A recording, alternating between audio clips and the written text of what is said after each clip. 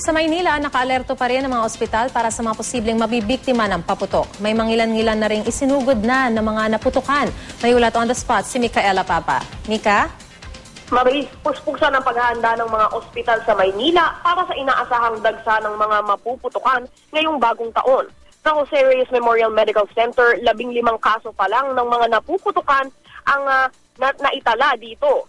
Pinakahuli nga ang 2 batang naputukan ng Piccolo noong Biyernes. Sa ngayon, napakababa pa nito kung ikukumpara sa kabuang bilang ng mga naputokang ginamot dito sa Jose Reyes Memorial Medical Center noong 2011 na umabot sa 109 na katao. Ngunit inaasahan nga ng pamunuan ng ospital na tataas pa ang bilang ng mga naputukan habang papalapit ang bisperas ng bagong taon. Kaya naman sa ngayon ay naka-code white pa rin ang ospital.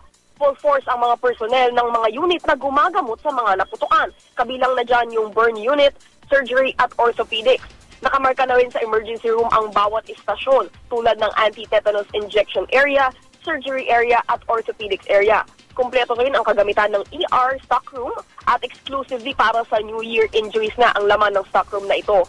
Sa Tondo General Hospital naman, Maris, bagamat 3 pa lang ang kaso ng naputukan ngayong taon, inaasahan nilang biglang mag-i-spike ito pagpatak ng New Year's Eve. Kaya naman naghahanda na rin sila para sa dagsa di lang ng mga may blast injury, kundi pati na rin ng mga biktima ng gunshot at stab wounds dahil sa mga away ngayong bagong taon.